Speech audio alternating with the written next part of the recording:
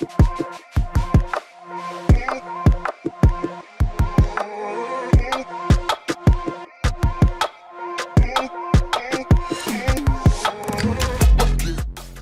and welcome back to the latest episode of An American in Thailand, airing every Friday. And this program is broadcast to you from Ratchamakan University of Technology, Peranakan. This program will come to you in two parts. For the first part, I will introduce a certain topic about being an American here living in Thailand. Could be food, travel, culture, lifestyle, anything. We talk about many different things here. We'll then take a break, and in the second part of the program, I will get into some more examples and specifics of whatever it is we're talking about. All right, let's get to the program.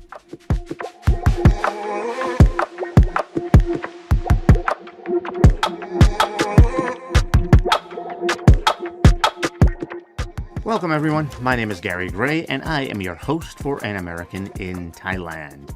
Obviously, I'm an American living here in Thailand. I have been here for about 8.5 years, teaching here at Ratchamakan University of Technology, Peranakan. I am an English teacher here. I do occasionally teach science, although it's been a while since I taught science.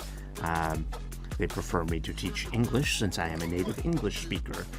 But I have occasionally taught science here, as I do have a science background from back in the U.S. So our topic today is going to be an interesting one. It's more about, I usually do comparisons, the differences between Thailand and America. This isn't really so much about the differences. It's about something that I think some people,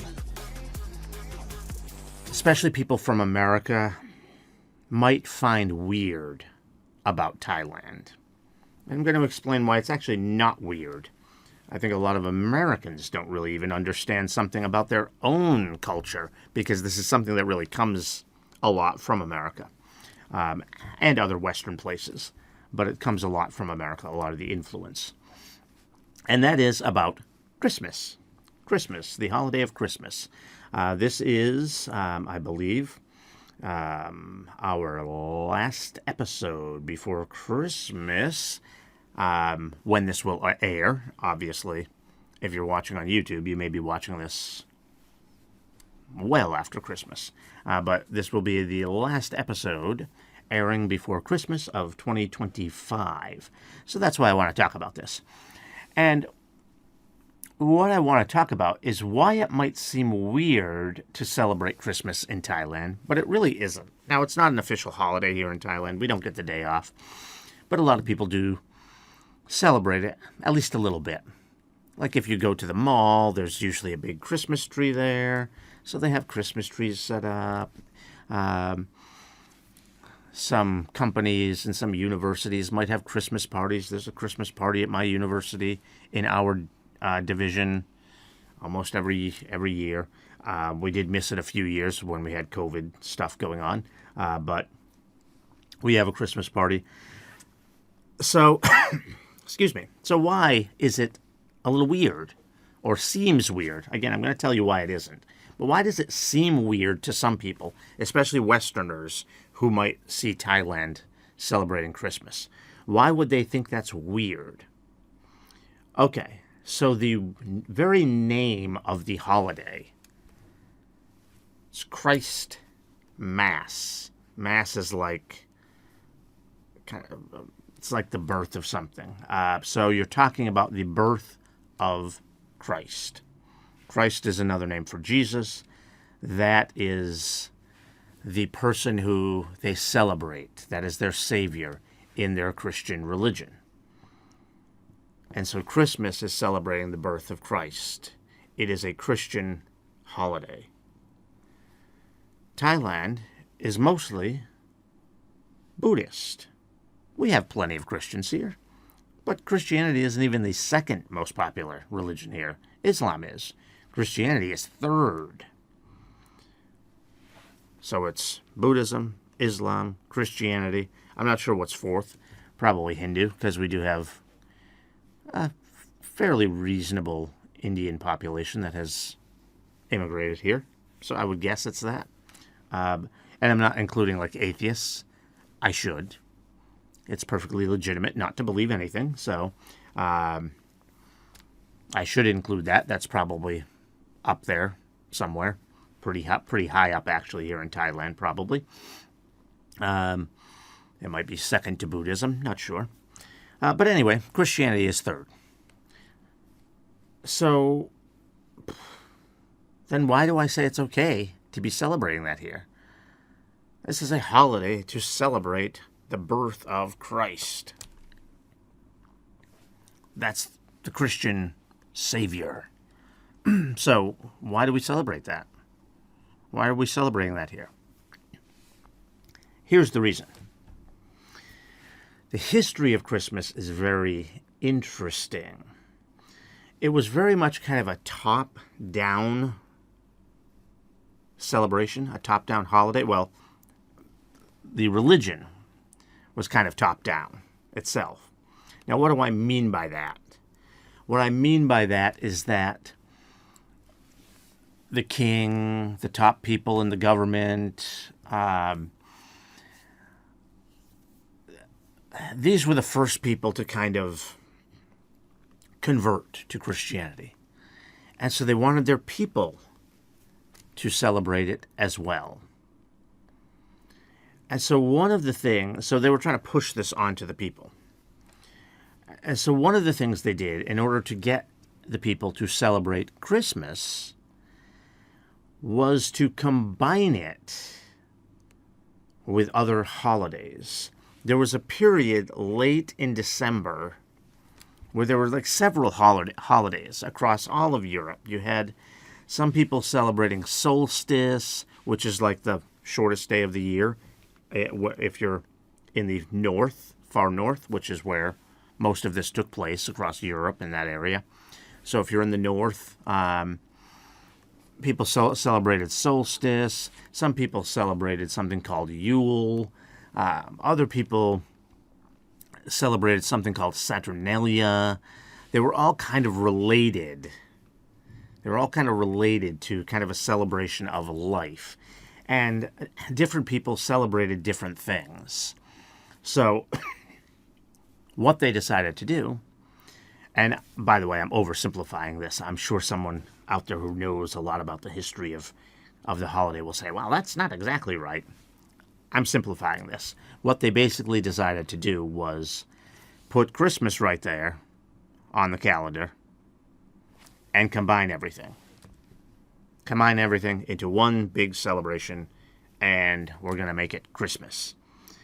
In fact, it is believed, we're not really 100% sure, but it's believed that Jesus wasn't even born at that time.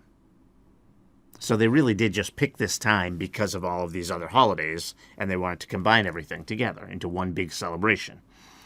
It's believed that Jesus was born in springtime. Now, some people who don't believe in Christianity will tell you that, well, there's not really even proof that Jesus even ever existed.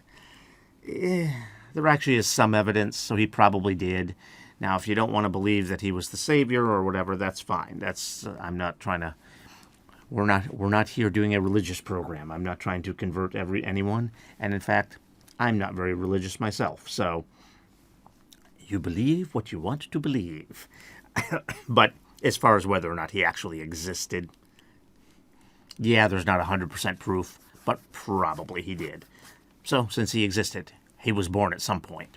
And it's believed that he was born sometime in the spring, like around March or something like that. So, he wasn't even born in late December. This is not even when he was born. That's what I mean. This was they just picked this date. They just picked this time to have Christmas, and they did it because there were these other celebrations. And that is why it's okay to celebrate Christmas, even if you're not a Christian, because most of the things that we do in celebration of Christmas come from these other holidays. We're going to discuss some of the details of that in the second half of our program. We're going to go through individual things that we do. But most of them do come from that. And those other holidays are really just celebrations of life. That's it. They're not really related to religion very much. Now, some of them did think that, oh, well, this was related to God somehow because of the days were getting shorter and shorter and shorter and shorter and shorter until you hit solstice, and then they started getting longer and longer and longer, and so they thought the sun was going away, and then it started coming back, and so they thought, ooh, God saved us. Like I believe Saturnalia is celebrating the god of sun, I believe. I could be wrong about that. Again, I don't have all of the details here. I'm not an expert on the history. I did make sure I looked up some of the stuff here because I was familiar with this basic idea that this was a combination of holidays. So there's some religion in there, like with the sun god and things like that. But mostly, these were not religious holidays. They weren't religion. So it doesn't matter what religion you are. You can celebrate Christmas. Now, I think some folks who are in religions which are kind of at odds with Christianity, like maybe people who are Islamic, maybe some of them don't feel really comfortable celebrating Christmas just because of the name of it alone. But really, they could as well. Anyone can. Most of these traditions that we do come from the non-religious holidays. Okay? So, again, we'll discuss those traditions in the second half of our program. So let's take a quick break.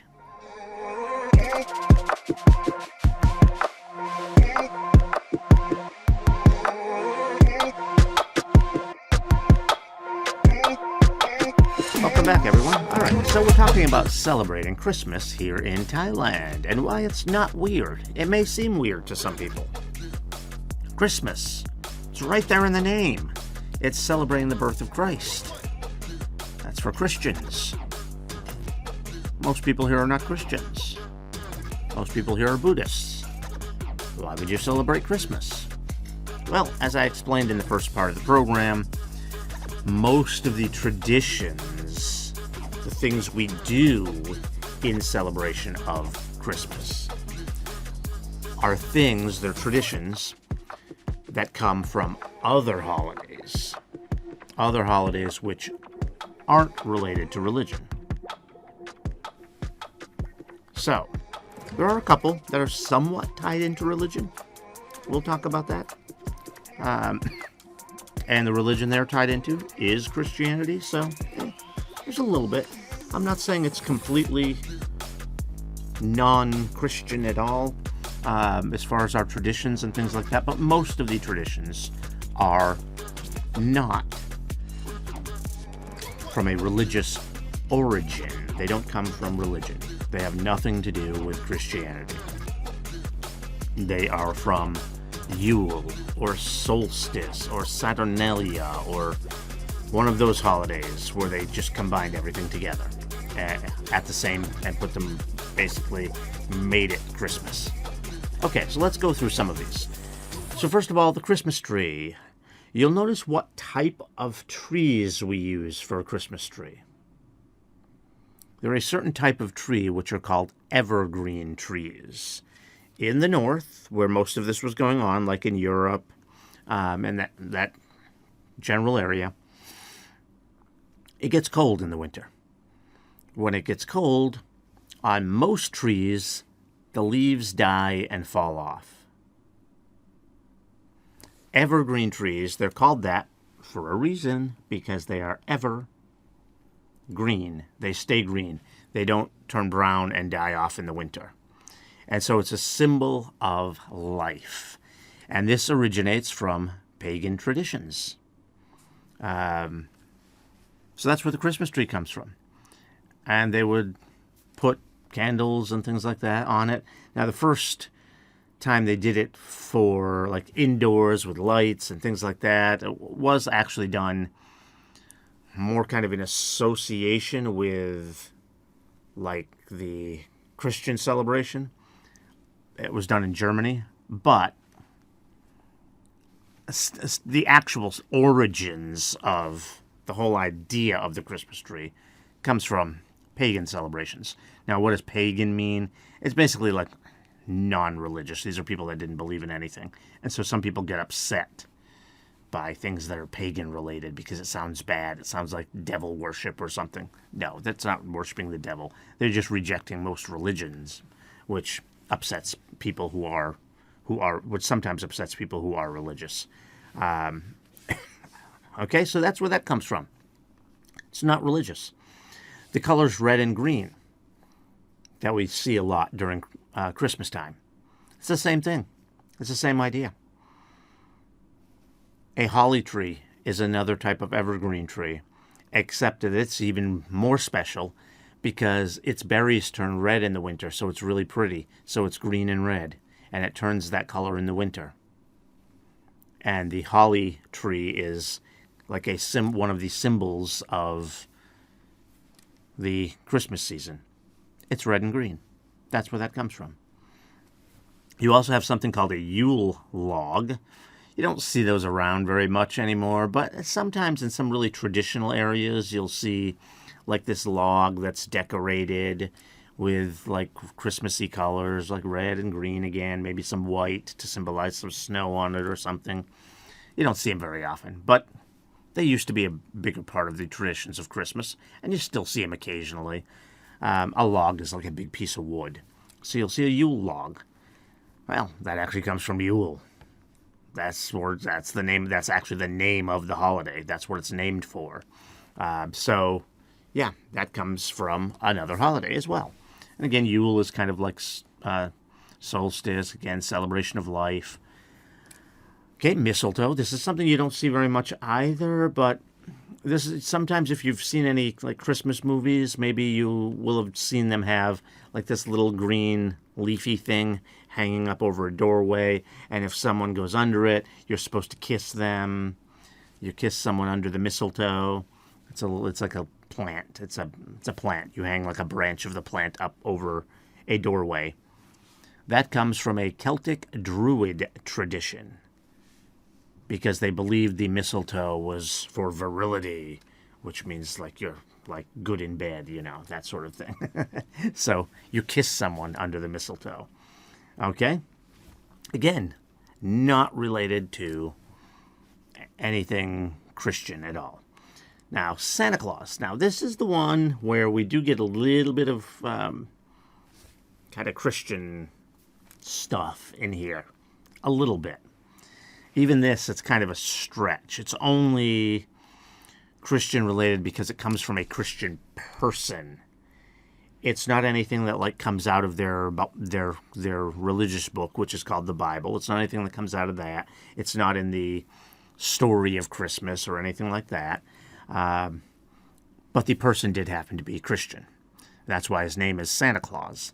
That is a kind of change up of the name Saint Nicholas. That's where that comes from. It originally was Saint Nicholas, and then they talked about it in Scandinavia, and they called him Sinterklaas instead of Saint Nicholas, and then Sinterklaas became Santa Claus. So it comes from Saint Nicholas. And that's why I say it might be viewed a little bit more religiously here, because he's a saint, right? He was a bishop in Turkey in the 4th century, so that would be like 1700 years ago.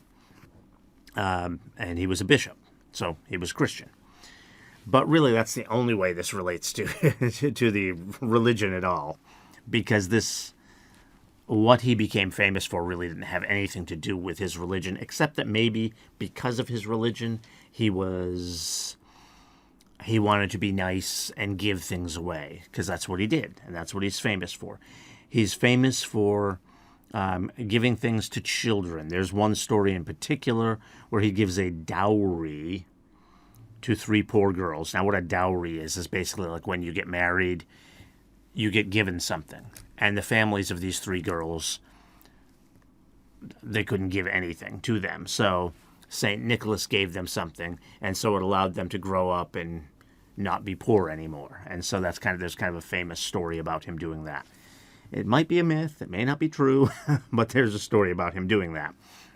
There's also a story, and this one probably is a myth, of him like throwing coins down the chimneys of where families lived, and That's why you might sometimes see stockings as well, because the people would have their stockings hanging by the fireplace in order to dry, because they had just washed them. So they're drying them by the fireplace. And so he drops the coins down the chimney, and the coins landed in the socks, in the stockings. And so that's where you get the stockings for Christmas. It's related to this whole thing. This is also where you get the gift giving from, because St. Nicholas was giving gifts. Now, the gift giving is also related to some Saturnalia traditions. So it's kind of, is it? Which one is it coming from?